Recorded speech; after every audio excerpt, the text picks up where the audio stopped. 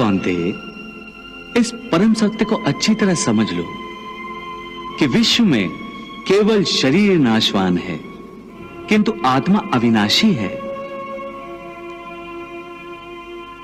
शरीर के मरने पर आत्मा नहीं मरती। आत्मा न कभी जन्म लेती है और न कभी मरती है। वो अजन्मा, नित्य, सनातन और पुरातन है, जो शरीर को मारने पर भी नहीं मारी जाती। न हन्यते हन्यमाने शरीरे। केशव, तुम्हारी बातें मेरी बुद्धि को भ्रम में डाल रही हैं। तुम दो बातें एक साथ कह रहे हो जो परस्पर विरोधी हैं। तुम कहते हो कि शरीर मर जाता है, परंतु शरीर का एक हिस्सा जिसे आत्मा कहते हैं वो नहीं मरता। नहीं अर्जुन, मैंने आत्मा को शरीर का एक हिस्सा नहीं कहा। मैंने कहा है कि आत्मा और शरीर दो अलग अलग चीजें हैं। जैसे तुम और तुम्हारा कवच दो अलग चीजें हैं। तुम्हारे कवच के दो टुकड़े हो जाएं, तो उसका यह अर्थ नहीं होता कि अर्जुन के दो टुकड़े हो गए। जिस प्रकार तुम और तुम्हारा कवच दो अलग अलग वस्तुएं हैं, या तुम और तुम्हारा यह रथ दो अलग अलग वस्तुएं हैं, उसी प्रकार मनुष्य का शरीर और उसकी आत्मा दो अलग अलग वस्तुएं हैं। यूं समझ लो कि जिस रथ में अर्जुन बैठा है वो रथ अर्जुन नहीं है।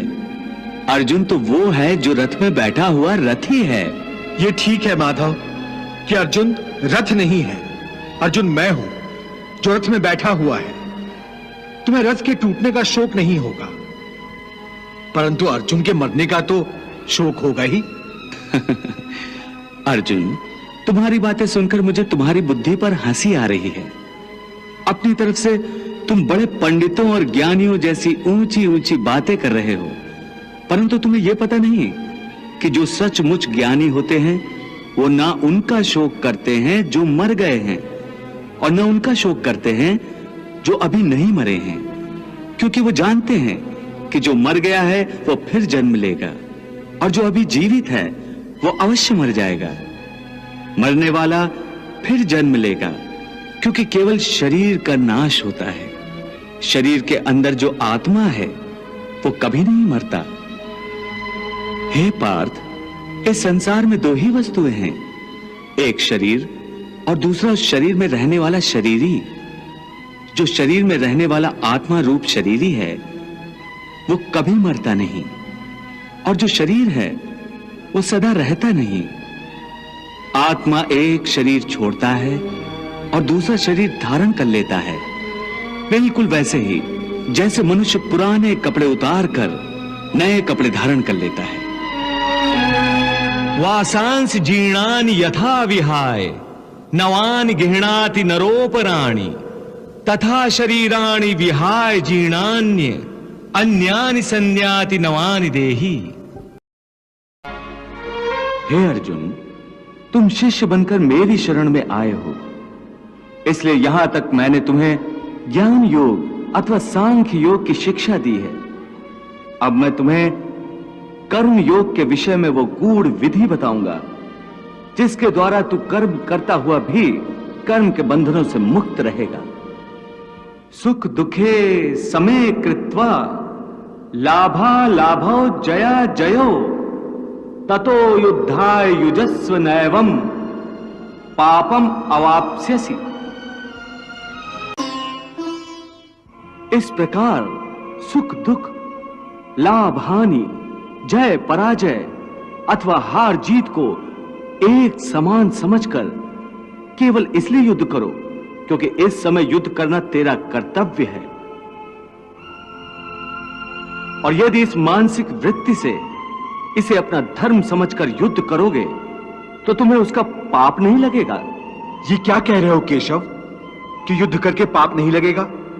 युद्ध में तो इतनी हिंसा होगी, लाखों प्राणियों की हत्या होगी, फिर मनुष्य उसके पाप से कैसे बचेगा? यदि कोई भी कार्य निष्काम कर्म योग की रीत से किया जाए तो ना उसका पाप लगता है और ना उसका पुण्य मिलता है। निष्काम कर्मयोग? हाँ, निष्काम कर्म योग। ये कौन सा योग है माधव जो मनुष्य को पाप और पुण्य दोनों से मुक्त कर देता है? ये एक गूढ़ विद्या है पार्थ।